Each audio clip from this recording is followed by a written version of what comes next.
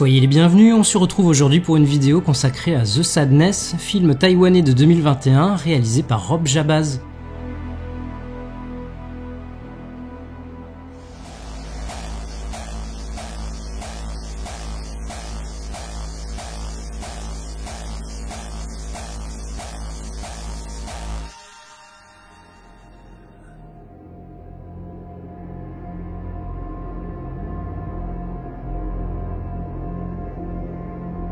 Après un an de lutte contre une pandémie aux symptômes relativement bénins, une nation frustrée finit par baisser sa garde.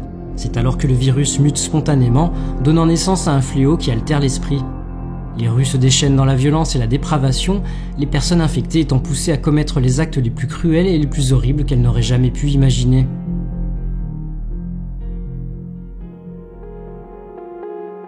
Alors qu'il ne compte à son actif que quelques courts-métrages et publicités, le Canadien Rob Jabaz, installé à Taïwan, se voit proposer la réalisation d'un film par son ami et producteur Jeffrey Wang, ce dernier étant bien décidé à profiter du coup de frein donné au cinéma américain par la pandémie de Covid. Deux impératifs à respecter cependant, un temps de gestation réduit et un scénario abordant la crise sanitaire mondiale. En contrepartie, l'assurance pour le réalisateur de bénéficier d'une liberté totale, montage final y compris. 6 mois à peine après le début des prises de vue, The Sadness débarque dans les salles taïwanaises sans toutefois rencontrer le succès espéré. En cause, un manque de publicité faite autour du film et une sortie officielle programmée avant d'avoir pu effectuer la tournée des festivals. Festival où The Sadness rencontre un accueil plutôt chaleureux puisqu'il se voit notamment récompensé du prix du meilleur film au Festival Fantasia de Montréal, ou bien encore des prix du meilleur film et du meilleur réalisateur dans la catégorie horreur au Fantastic Fest d'Austin. Précédé d'une réputation d'œuvre particulièrement graphique, voire carrément insoutenable, le long-métrage, déjà étiqueté film de zombies le plus gore jamais réalisé, bénéficie presque miraculeusement d'une sortie dans les salles françaises. Il est donc grand temps de s'y pencher.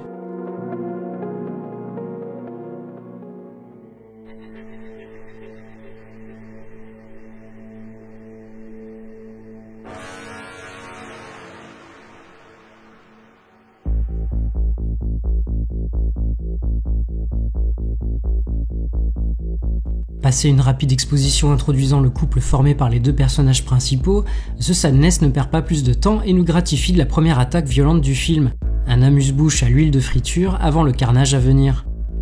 C'est que le virus responsable de la pandémie dont est frappé le pays semble avoir muté en une forme beaucoup plus agressive, tant pour les malades l'ayant contracté que pour les individus qui auront le malheur de les croiser sur leur chemin.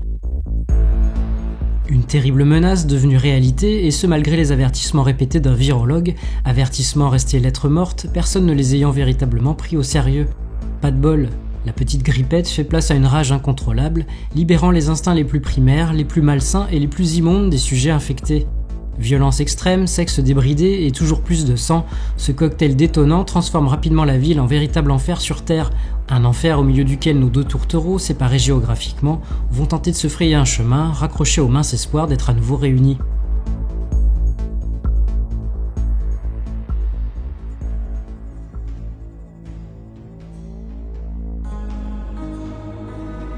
Alors que le virus fait s'effondrer toute barrière éthique ou morale chez les infectés, ces derniers n'étant plus guidés que par leur volonté de faire subir les pires atrocités aux personnes non contaminées, les actes de barbarie se multiplient à l'écran.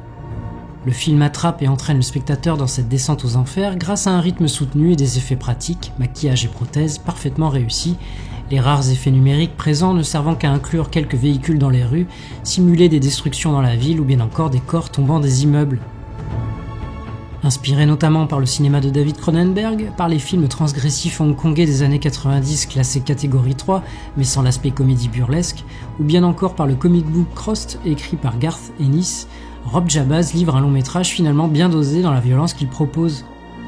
Je redoutais en effet à titre personnel que le film aille trop loin, comme tout le monde j'imagine, j'ai mes limites, ou au contraire pas assez, comme n'assumant pas certaines choses. Bien évidemment, le niveau de violence physique et psychologique reste à l'appréciation de chacun.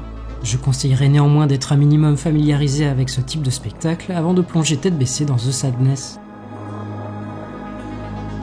Un titre de film renvoyant d'ailleurs aux larmes versées par les infectés qui, sourire carnassier aux lèvres, pupilles et iris entièrement noirs et injures faciles, restent conscients de ce qu'ils ont fait et de ce qu'ils s'apprêtent encore à faire, sans pouvoir toutefois contrôler leurs pulsions sadiques et meurtrières.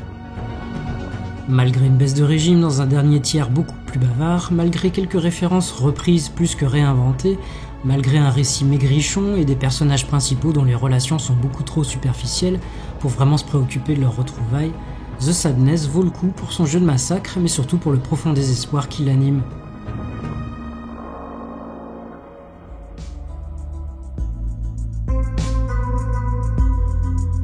Si vous avez apprécié cette fin de l'humanité, alors n'hésitez pas à liker, commenter, partager et vous abonner à la chaîne si ce n'est pas déjà fait. Je vous retrouve prochainement pour une nouvelle vidéo. Salut!